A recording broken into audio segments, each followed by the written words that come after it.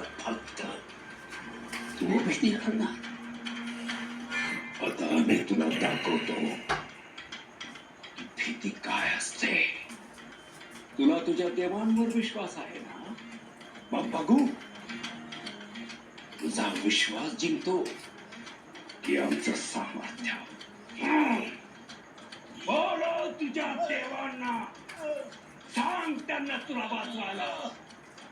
आम्हाला बघायचंच आहे की तुझा धर्म, तुझी भक्ती कसं तुला वाचवते ते.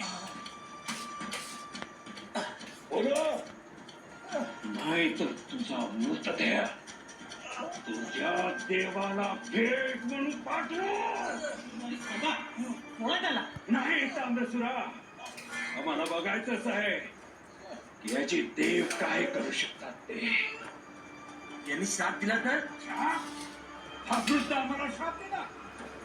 आमचं शस्त्र श्राप नाही, शरीरात जाणून टाकेल. ताम्रसुरा, याआधी सुद्धा एक ऋषी आला होता, देवी देवी करत. पाठवून दिलं त्याला त्या देवीकडे. सांग, तुला पाठवून देऊ तुझ्या देवाकडे? महिषासुरा, तुझे क्रौर्य आणि तुझा गर्व तुला अधःपतनाकडे घेऊन जातोय. तुझा विनाश अटळ आहे. सावध हो. सावध तुला केलं पाहिजे. झालंय, उकळत तेल घेऊन या.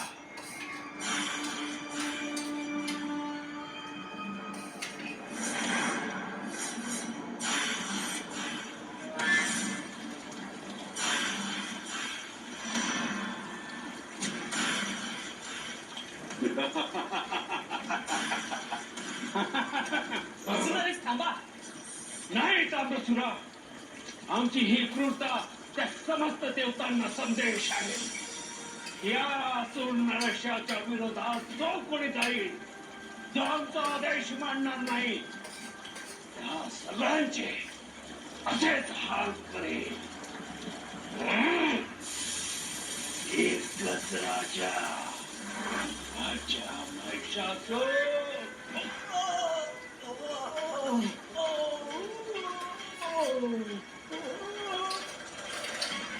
कशी तू त्या देवाची पूजा?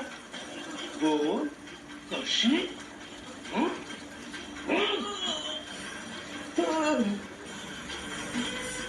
बोलो तुझ्या त्या देवांना तुझ्या मदतीला. बोलो.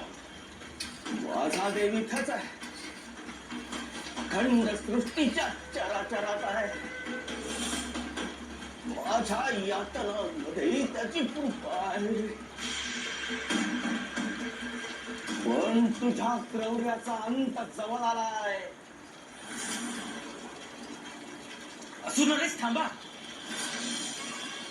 एवढं क्रूर वागू नका. असं वागून आपण आपल्या कुळाचा अपमान करतो. तुम्ही राजा आहात, असे निर्दयी पशु बनू नका.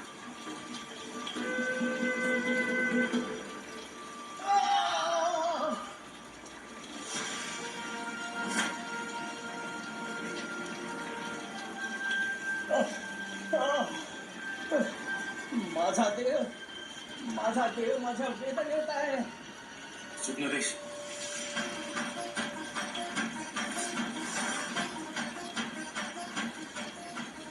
मला श्राप देणार होता ना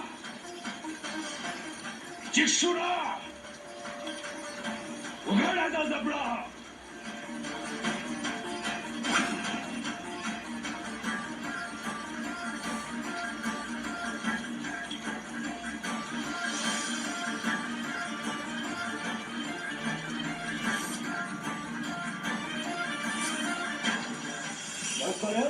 असुरराज महिषासूर ही पृथ्वी एक रात करतील. आणि या न्याय निवाड्यासाठी साऱ्या आतुरतेने प्रतीक्षा करत आहे. हो स्वामी, आम्ही आमच्या भक्तांच्या रक्षणासाठी अवतार धारण केलाय. या अवतार कार्याचे प्रयोजन केवळ दुर्जनांचा अंत करणे नव्हे, तर दुष्प्रवृत्तींचा नायनाट करणे आहे. आमच्या ह्या राजप्रासादात येणाऱ्या प्रत्येक व्यक्तीला सुरक्षित वाटलं पाहिजे. प्रत्येक व्यक्तीला योग्य न्याय मिळाला पाहिजे, हे आमचं वचन आहे.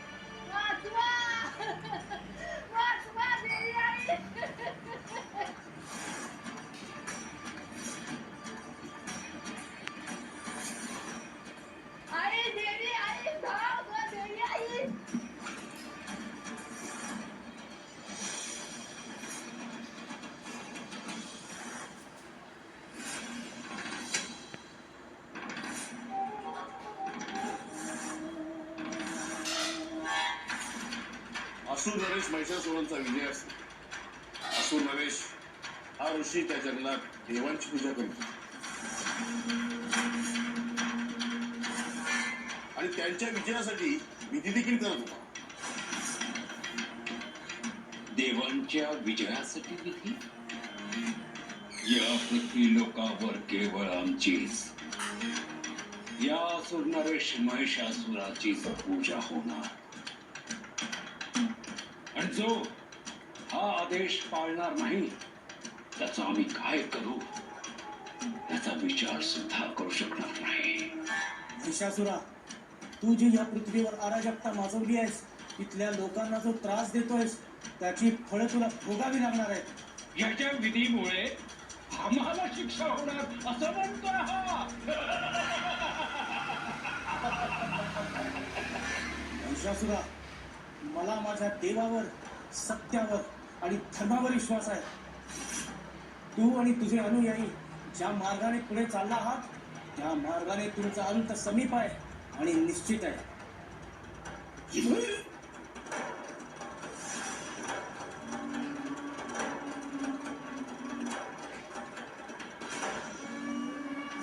तुझा देव अंत करणार आमचं, ज्यांना स्वतःचा स्वर्ग सांभाळता आला नाही ते देव. सांगा यांना कसा हल्ला केला होता आम्ही आणि याच्या देवांच्या राजाची सत्ता कशी हाती घेतली होती आणि कसा ताबा मिळवला होता त्या सिंहासनावर. आता कुठे तुझे देव? घाबरले तुझे देव की पळून गेले तुझे देव? या नरेश महिषासुराच्या मायावी शक्ती समोर कोणीच टिकू शकत नाही. महिषासुरा, देवता पराभूत होऊ शकतात परंतु सत्य कधी पराभूत होत नाही. या पराक्रमामुळे तू स्वतःला अजेय समजतोस, पण गर्वाचा अंत निश्चित आहे.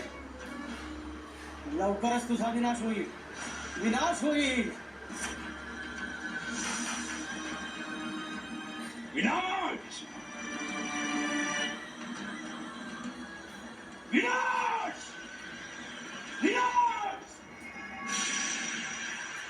गुरुवर्य, आम्हाला आता भीती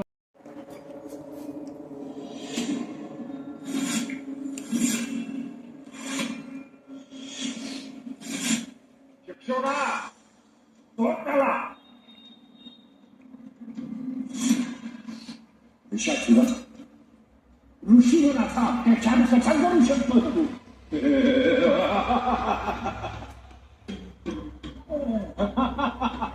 गुरुवर्य,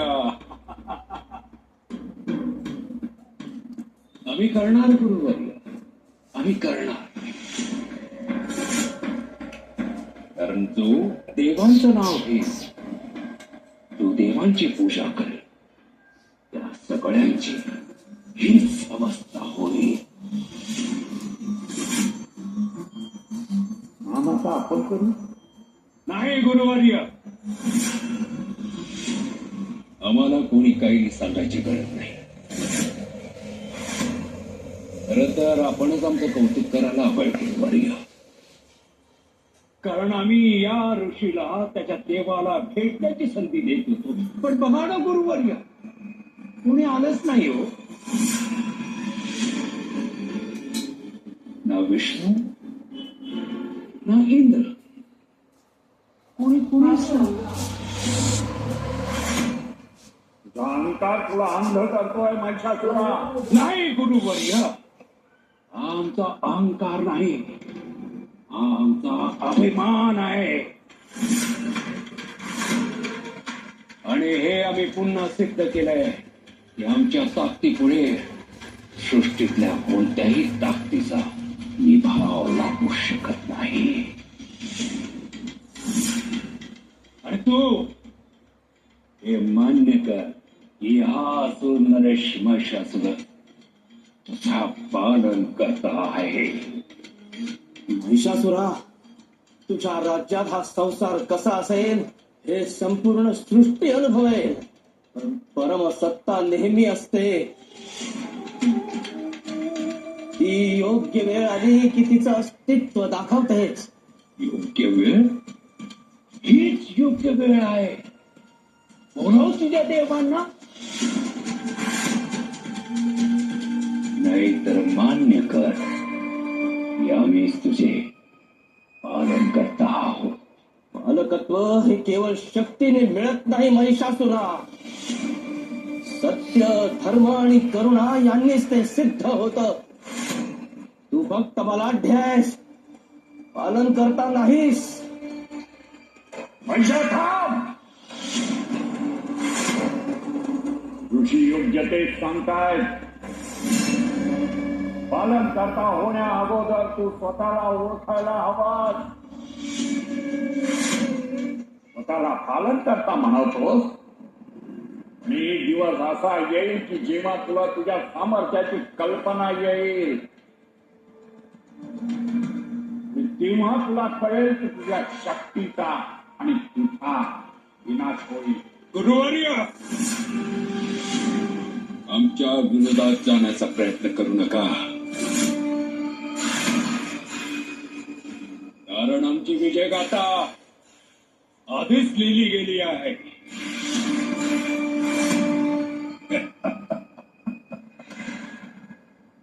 एकच राजा, राजा महिषासुर.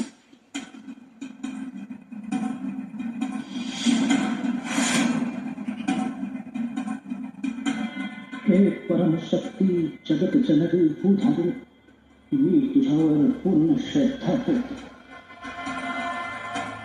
जरी माझ्या शरीरावर अत्याचार होत असले तरी माझ्या मनात भीती नाही. पण देवी, ह्या पापाचा अंत करण्यासाठी तुझेच हस्त येऊ.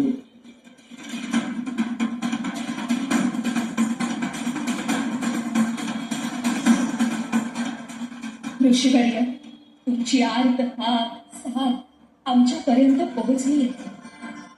तुमच्या यातना आमच्यापर्यंत पोहोचल्या. तुमचा त्याग आम्ही वाया जाऊ देणार नाही.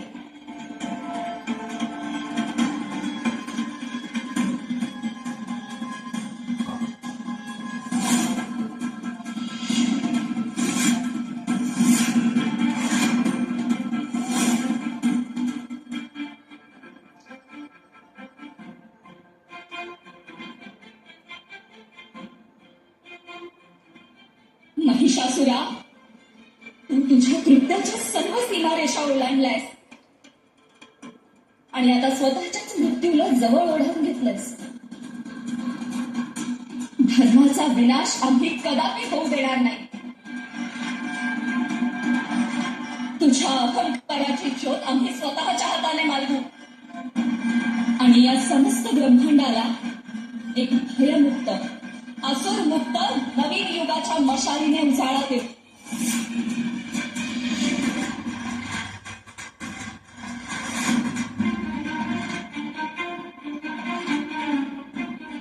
आता तुझा देव तुझ्या मदतीला येणार नाही. शरण ये, या असुर नरेशला शरण ये, या दैत्य राजाला शरण ये. महिषासुरा, तुला वाटलं मी हरलो? नाही, मी मुक्त झालो. तुझा विनाश लवकरच होणार आहे.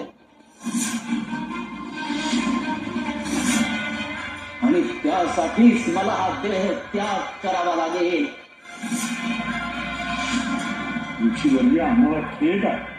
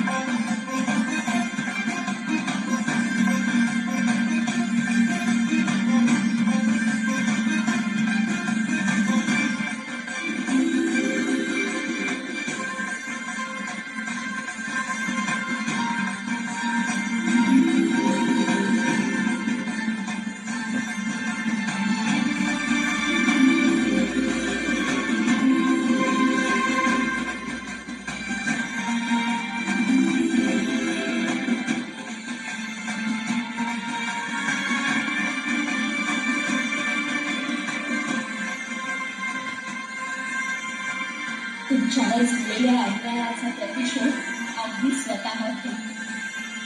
या सर्व अन्यायाचे उत्तर महिषासुराला द्यावे लागेल. तुम्ही तुमच्या मोक्षाच्या मार्गाने प्रस्थान करू शकता.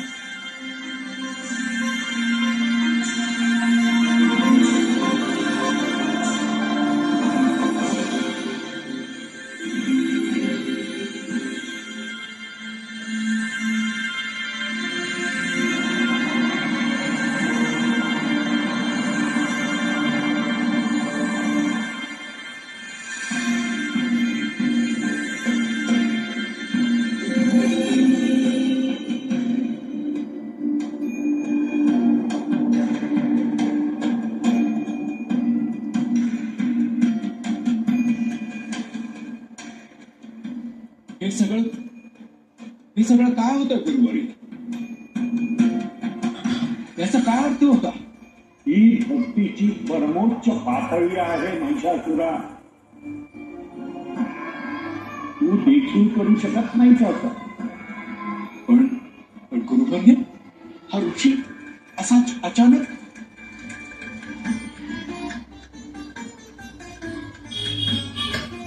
त्याला मोक्ष प्राप्त झाला.